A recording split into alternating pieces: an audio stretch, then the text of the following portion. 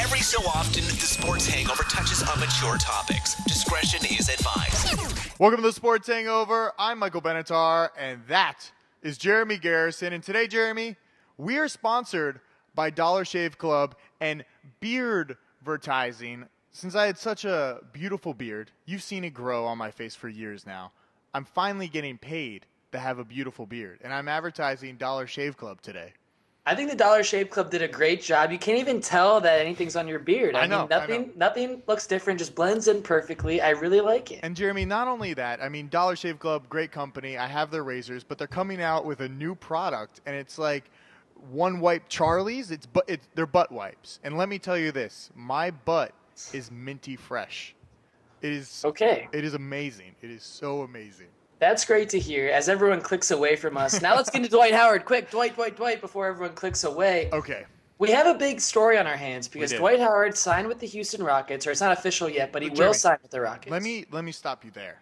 Let me just say that you, my friend, are you are a fortune teller. You can predict the future. I've talked to you multiple times on the phone saying you say things and they come true. And this has come true. The Dwight Howard to Houston. We reported this on Monday, July 1st. We reported 4 years, $88 million to Houston. And what happens, Mike? Dwight goes to Houston, 4 years, $88 million. It's unbelievable. I'll take full credit for this. We were ahead of the Wojnarowskis, ahead of the Broussards. We had this on Twitter, on our website, youtube.com/thesportshangover on Monday, July 1st. And Dwight decided on Friday, July 5th. So I feel very vindicated. A little pat on your back there, Jeremy. Oh, no, my beard advertising fell off. But, Jeremy, you were correct. Dwight is now going to Houston, and L.A. is falling apart. Kobe. Well, that's right. It's time to spin it forward now. So what's going to happen, right? What's going to happen to your boy Kobe Bryant? Kobe's not going to play until, I don't know, February maybe, if he comes back. Pau Gasol is an old man.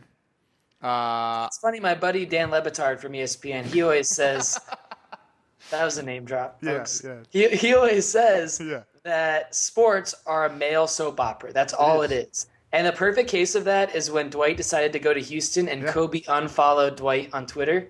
That's male soap opera at its finest, isn't it? Well, he did. I think Kobe said something in the terms of I don't want to follow people that I want to beat my team's ass or something like that. So try to justify it. Yeah, but I mean, listen, Kobe's bedridden, or I don't know what he's doing, but he's hurt. But the Lakers are in trouble. That's the big point here. The Lakers are in serious trouble because it's Kobe and Pau Gasol, and that's it. Steve Nash is going to be an old man by the time next year starts. Yep. Ron Artest is not a contributing member of society at this point in his career. Not at all. It's a banged-up Kobe and Pau Gasol, who I've never liked his entire career. I'm not sold on Lakers. I think they're one of the worst teams in the league next year. Jeremy, I 100% agree with you, but why not just bomb the season and get some new players next year? I don't know if they have any first-round picks, but this would be a great time to just rebuild and really see what the team is all about. Because Kobe, if he's gone most of the time, he's not going to – the team won't go anywhere. They were terrible last year with Dwight, and they're not going to be any better with the team is set up kind of that this is Kobe's twilight of his career, so they're in win-now mode, but they don't have the players to win now. So it's a real tough situation because you have Gasol, you have Nash. They're not going to be the worst team in the league or the fifth worst team in the league. They're going to be in the middle somewhere. They may get an 8 seed just like they did last year. Yeah. They're not going to get a good draft pick. I think the Lakers are in trouble. I think the Clippers will be a much better team next year and beyond, Mike. Now they have Doc Rivers in the fold. They have Chris Paul and Blake Griffin signed long-term together. Yep. I think the Clippers are going to be better than the Lakers for the next 5 to 7 years. Isn't that crazy? It is crazy because now I'm not going to be able to afford to just casually go to Clipper games whenever I feel like it. They're going to be just the same price as the Lakers games because Kobe's not going to be there all year. No one's going to want to just go see Steve Blake? What's that guy's name? Blake on the team? Awful. When will Jack Nicholson show up courtside to a Clippers game? That's a question, right? Well, I don't know how the money works there, but I'm sure he might make an appearance or two at a Clippers game because it won't be exciting anymore going to a Lakers game. What are you going to watch? Just a team lose every week, and that's what's going to happen. Like, there's something on your beard there on the right side. Beard advertising. Oh, nice. Dollar Shave Club. Love them. Back to, by the way, Dollar Shave Club uses a saying called "Stop the Madness." I trademarked that on a TV show I produce, and I want them to stop saying that. I'm just going to throw that out. Don't hate on them. All right, Jeremy, let's go to what your prediction was last week. Houston Rockets. Now, well, my other prediction, we got the Rockets, Dwight Howard. How about the Chris Broussard? I predicted that Chris Broussard would get something wrong on this story. And sure enough, Friday night, after the world knows that Dwight's going to Houston, we have Chris Broussard saying he's 50-50 between the Lakers and the Rockets. Yep. Dwight came out and said that was never true. Dwight called Stephen A. Smith on that one. He said that was never true. I want people to stop saying I'm undecided. I'm going to Houston. So Chris Broussard, total doucher. He hasn't cropped his avatar on his Twitter properly. I got some good feedback. I know, you're very upset about all that, but this was all in last week's episode. If you want to listen to Jeremy predict the future, you can go to that episode. Yeah, it's downstairs, one below us right now on youtube.com/The Sports Hangover. You're already here. We're on Twitter at TSH Podcast, where we've been breaking story after story. Left and right. In the Dwightmare. I want to talk about Houston here, Mike. Okay. I firmly believe Dwight Howard will win a championship with the Rockets. I really do believe that.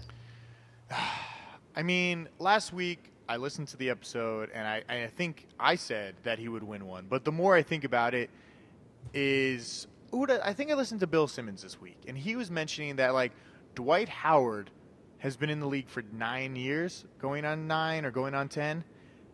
And, yeah, he's gotten Orlando pretty close. He came to the Lakers, didn't impress anybody. I think his level he's already peaked. He can't really get much better. And I don't think, like, he was around Kobe, maybe one of the greatest in basketball history, and still did not perform like he should. And I know he's got a back problem, and I know blah, blah, blah, but I don't think will perform at a level. No one's pushing him. He's a big man. He plays defense a little bit. He can barely shoot a free throw.